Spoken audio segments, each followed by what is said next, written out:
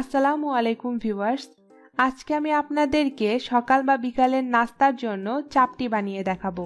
এটা বানানো অনেক সহজ আর খেতেও অনেক মজার। আপনারা চাইলে এটা বাচ্চাদের টিফিনেও দিয়ে দিতে পারেন। এর জন্য আমি এখানে নিয়েছি 1 কাপ আটা, একটা ডিম, পরিমাণ মতো পানি। এছাড়াও আমাদের লাগবে একটা বড় সাইজের পেঁয়াজ কুচি, 1 চা চামচ আদা ও রসুন বাটা, হাফ চা চামচ গরম মশলার গুঁড়া, 1 চিমটি হলুদের গুঁড়া, স্বাদ মতো লবণ, স্বাদ মতো কাঁচামরিচ কুচি, 2 টেবিল চামচ ধনে পাতা কুচি এবং 1 চা চামচ চিনি। চিনিটা এখানে অপশনাল, তবে চিনিটা দিলে টেস্টটা বেড়ে যাবে। প্রথমে একটি বাটিতে আমি প্লেটে রাখা সব মশলাগুলো দিয়ে দিব।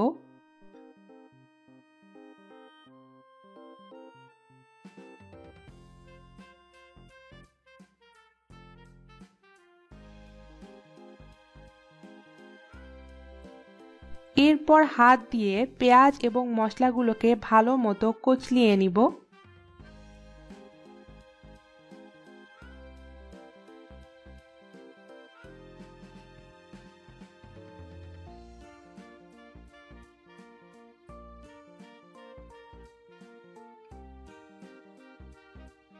পেঁয়াজ এবং মশলাগুলো ভালো মতো মাখিয়ে নেওয়া হয়ে গেলে এতে দিয়ে দিব একটা ডিম।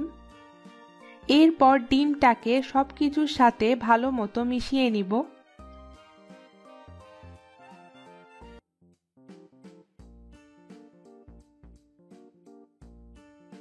মিশিয়ে নেওয়া হয়ে গেলে এতে দিয়ে দিব 1 কাপ আটা এবং পরিমাণ মতো পানি।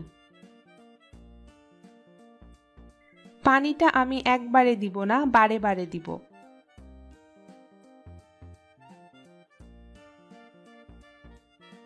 চাপটির জন্য ব্যাটারের ঘনত্বটা আমি ঠিক এমন রেখেছি।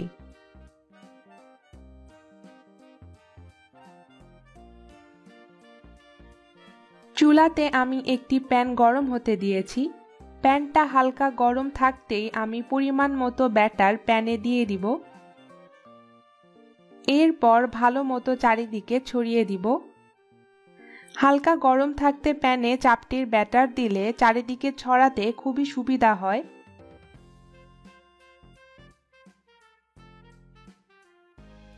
কিছুক্ষণ পর দেখবেন চাপটির ওপরে কাঁচা ভাবটা চলে গেছে। তখন আমি 1 চা চামচ তেল দিয়ে দিব। এরপর এটাকে উল্টে দিব এবং অপর পাশটা হালকা বাদামি করে ভেজে নিব।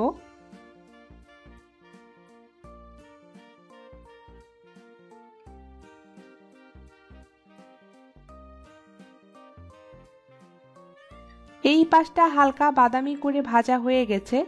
এখন অপর পাশটাও আমি এমন বাদামি করে ভেজে নিব।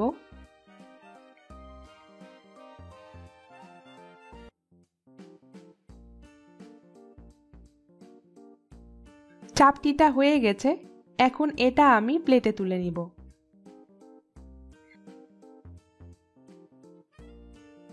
আশা করছি আমার আজকের এই সহজ এবং মজাদার রেসিপিটি আপনাদের ভালো লেগেছে।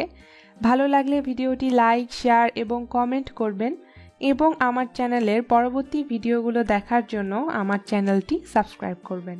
আল্লাহ হাফেজ।